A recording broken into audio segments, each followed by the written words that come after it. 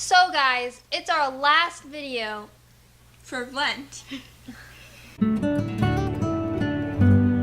Hi guys, welcome back to our final vLent video. No, we are not going to stop making videos. We are just saying that we're going to be ending making our Lent videos and going to be moving on to our normal schedule. Since we believe that all of your focus should be on Jesus on Good Friday, we decided that we're just going to make our informational video about Good Friday on Thursday. That way all your attention can be straight on Jesus on Good Friday. We probably won't be seeing you on Good Friday, at least like most people don't go on YouTube during Good Friday, so we thought we'd make this video ahead of time so that you can watch it and prepare for Good Friday.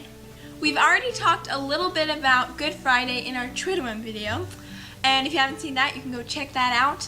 It'll be up there in the little I button, whichever side it's on. Yeah, but we did want to elaborate a little bit more on it since it is such an important day of the year.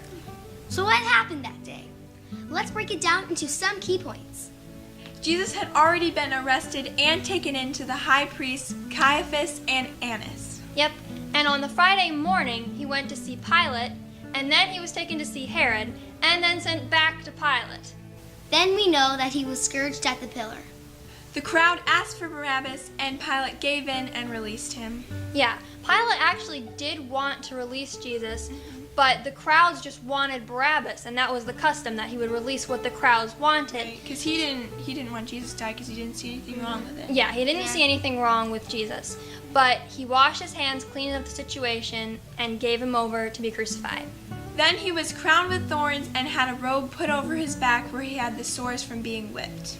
Yeah, and this was not like a good thing. The crown of thorns was to mock that he said he was a king, and the robe was to mock that he called himself a king, and it just was so disrespectful, and it was so painful when he had the robe put on because he had cuts and sores all over his back and from it being hurt whipped. because you don't want fabric on cuts. Yeah.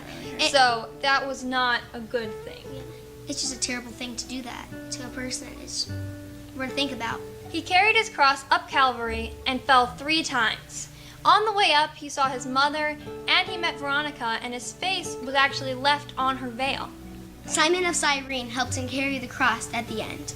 On Golgotha, he was crucified between 2 different thieves, also on crosses. Yeah, a lot of people kind of skip over that part or kind of forget about that part, but the one thief was really ridiculing him the entire time, and the other thief kind of converted at that moment and realized that this was the Son of God and asked to be forgiven. And then Jesus said that he would see him in heaven, which is just amazing because it was basically like, okay, yeah, you're going to make it to heaven. Yeah, you're that's okay. awesome. It's really, really cool. Like, it's kind of like one of the first saints just because you know that he's in heaven because Jesus himself said, you will be in heaven. You will be with me in paradise. Like, that's just amazing. What an honor. The guy must have been so happy.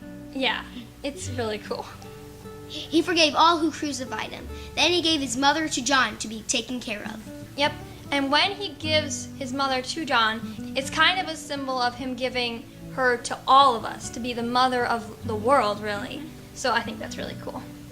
He said his famous last words and then died on the cross. Not much else can be said, really. It's such a sad time, and it's just like heartbreaking that you know that he loves you so much that he died on the cross. Each and every one of us. Like, even if it was only you in the world, he would still die just for you to be able to make it into heaven. It's a huge sacrifice. Huge. Yeah. It's amazing. It really is so amazing. And so this is Good Friday. That's what Good Friday is all about. Like, we focus on what he did for us and how special it was that he did all of this, and like how much he had to overcome and the devil and everyone, and just it's such a special time. There are so many ways to keep ourselves focused. You could be quiet from noon to 3. You could go to a Good Friday service, which is not a mass, it's a service, so just keep that in mind. Yep, and then there's also like you could do acts of service, or you can do activities to help you remind and like keep your brain on track. We'll do some crafts sometimes during like noon to 3 where we're quiet. We just quietly reflect on everything while we're doing our crafts. So there's a lot of things you can do to keep focused. One thing we did last year was act out a mannequin-like challenge that focused on Holy Week and like the Stations of the Cross. So that was a really good way to help us focus on things and really like get into the mood of everything and to remember the whole story of the stations.